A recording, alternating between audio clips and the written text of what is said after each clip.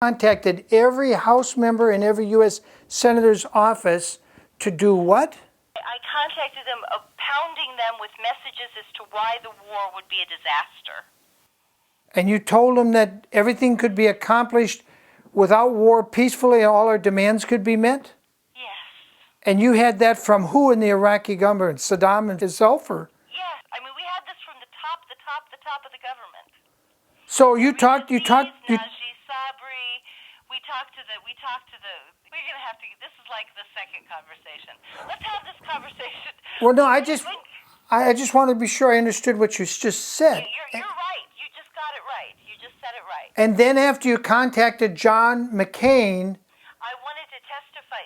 George Bush had just announced that he was going to have a blue ribbon presidential commission to investigate the failures of pre-war intelligence. And I did two things. I contacted the offices of Senator John McCain and Trent Lott, and I told them I wanted to testify. Okay. And at the new commission, which John McCain was part of the leadership of that commission.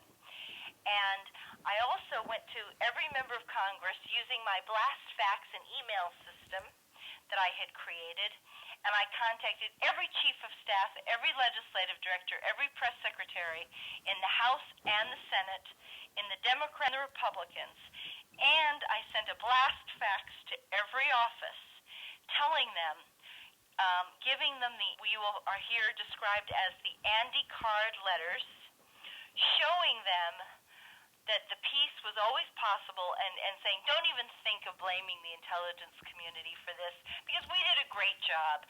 You idiots did this war to this country. You're the ones who need to take responsibility for this. And they turned around, and within 30 days, I was under indictment. Wow. Do you remember the last? Imagine how, and this is just the beginning of my book. You're like saying, we'll go to Satan and ask for justice? I mean, Yeah.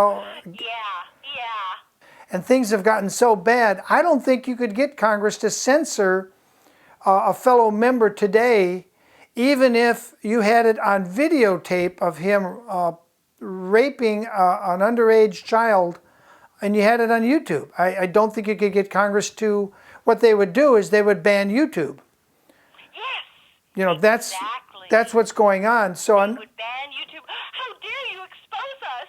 Yeah, they would just. That's not patriotic of you. You're supposed to protect us. That's right. You're supposed to lie to help us. Right. That's what happened with this. I mean, the thing is, my book has. So John McCain is really. My book needs to come out. It does, and I can't wait. I can't wait to read a copy. It really needs to come out, and the thing that really upsets me, I mean, I have to just bitch. Pardon me, bitching.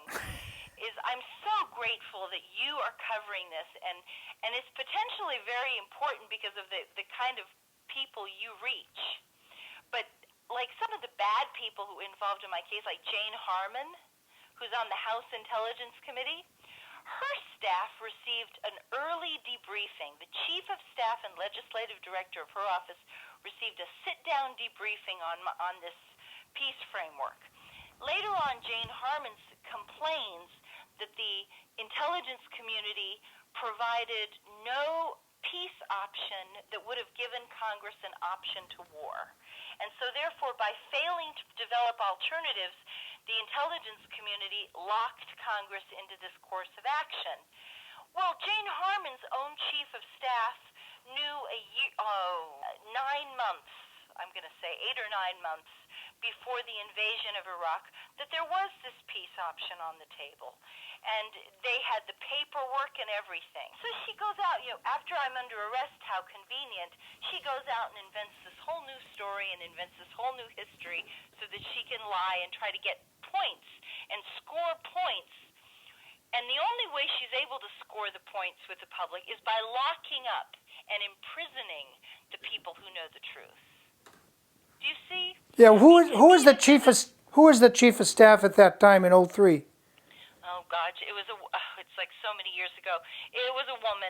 She probably was the same person I think she was probably there for years and years. You really were pretty much okay until you approached John McCain's office, and that's when all hell broke loose. Yes. John McCain did not want peace at any cost. He wanted war. Yes. Susan Lindauer, thank you very much. I'm sorry. This is good. This is good timing. Okay. But I want to have but you see, there's even more. I wish to God the corporate media would be as interested as you are, because I mean, you guys have like you're the ones holding our democracy together. Who, me?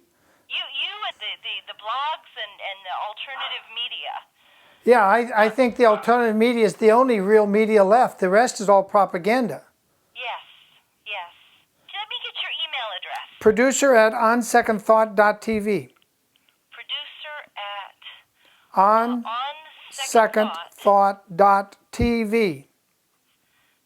.tv. Okay, great. Wonderful.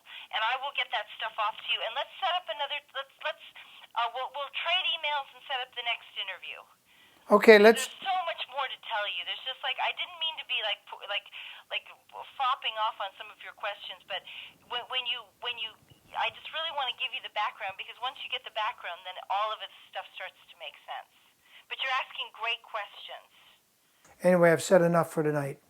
I'm William Wagener on the west coast of America, in the State Republic of California. Tune in again. And if you haven't yet, go up there and click on the subscribe button and subscribe yourself. Then ask some friends, because we have a blockbuster coming, and it's going to need 10,000 views the first day. See ya.